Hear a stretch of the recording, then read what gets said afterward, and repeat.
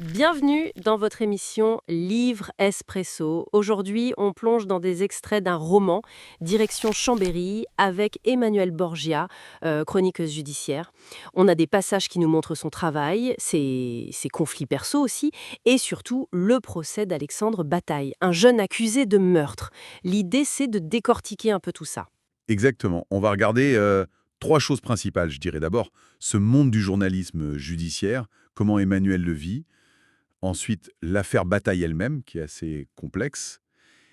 Et puis, bien sûr, comment les propres difficultés d'Emmanuel influencent sa vision des choses, quoi. Alors, commençons par son métier, chroniqueuse judiciaire. On nous dit qu'elle est méticuleuse, elle bosse ses dossiers à fond. C'est intéressant parce que ça tranche avec sa chef Claude, la fameuse reine Claude. Ah oui, Reine Claude. Une figure, hein, respectée. On la met au même niveau que Pascal Robert Diard, du Monde. Mais son style, c'est pas les dossiers, d'abord. C'est l'intuition, l'observation. Elle se focalise sur l'accusé, avant tout. Le ressenti prime. Moins de paperasse, plus d'humain en quelque sorte. C'est ça.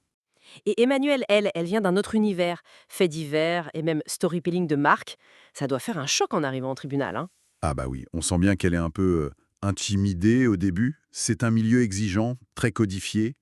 D'ailleurs, il y a cette citation de Cocteau qui semble la travailler.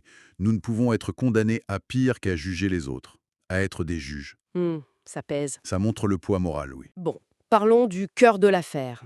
Alexandre Bataille, 25 ans, étudiant, accusé d'assassinat et tentative. Et ce qui marque tout de suite, c'est ce besoin qu'il a de se confesser, non? Tout à fait.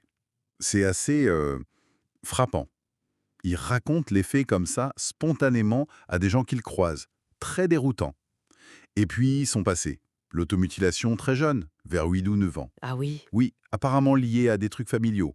Sa sœur qui naît, le divorce des parents, et une seule consultation chez un pédopsie, un certain Aristide Barantonis, qui aurait un peu, Balayer ça d'un revers de main. minimisé le truc, quoi. Pas de suivi derrière. Et on découvre aussi son profil Facebook d'ado, fasciné par le Joker, Hannibal Lecter, Jack l'Éventreur. Mhm. Des posts assez morbides que les copains prenaient à la légère, apparemment. Ça fait froid dans le dos, surtout avec sa phrase au procès. Laquelle? Je voulais voir ce que ça fait de tuer quelqu'un. Brutal, Ah oui. direct.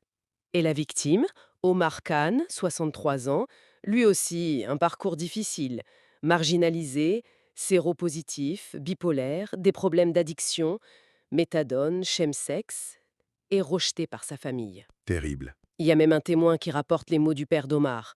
Je préférerais encore qu'il soit mort. Ça vous donne une idée du contexte tragique. C'est lourd. Et en même temps, Emmanuelle, elle gère ses propres galères. Sa relation avec sa femme Diane, qui a l'air tendue, son inquiétude pour sa sœur Agathe, qui est malade, et cette promesse de s'occuper de sa nièce Ida, si. Si le pire arrivait, oui. Et puis, il y a cette fameuse erreur, ce truc qui la poursuit. L'affaire Kawissin.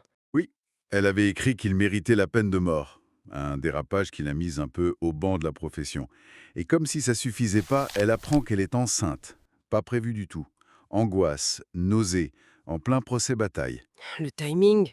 Piou, ça fait beaucoup pour une seule personne. C'est clair. Et il y a d'autres femmes autour d'elle. Lucrèce, qui écrit aussi sur l'affaire, Karine, avec qui elle fait de la moto, peut-être des échappatoires, hein. Peut-être, oui. Pour revenir au procès, l'expertise psy sur Alexandre. Alors, l'expert décrit des traits schizotypiques, psychopathiques, un manque d'affect assez net.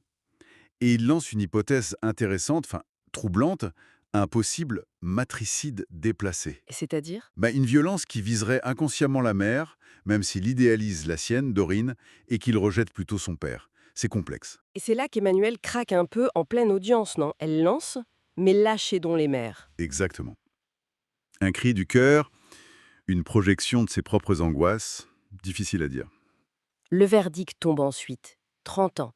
Plus lourd que ce que le procureur avait demandé. Oui. La mère d'Alexandre, Dorine, s'effondre. Et Emmanuel, elle a le carnet de Dorine, mais elle le donne à Lucrèce, sans le lire. Un geste fort, oui. Qui nous amène à la question de fond, je crois. Comment est-ce que le fait de regarder ces ténèbres chez les autres, l'accusé, la victime, les familles brisées, renvoie Emmanuel à ses propres démons, à son erreur, à son avenir incertain avec cette grossesse.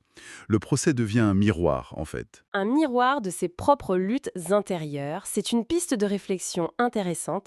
Merci pour votre écoute. N'oubliez pas de vous abonner à l'émission, de commenter et de nous proposer les livres que vous aimez. À très bientôt dans Livre Espresso.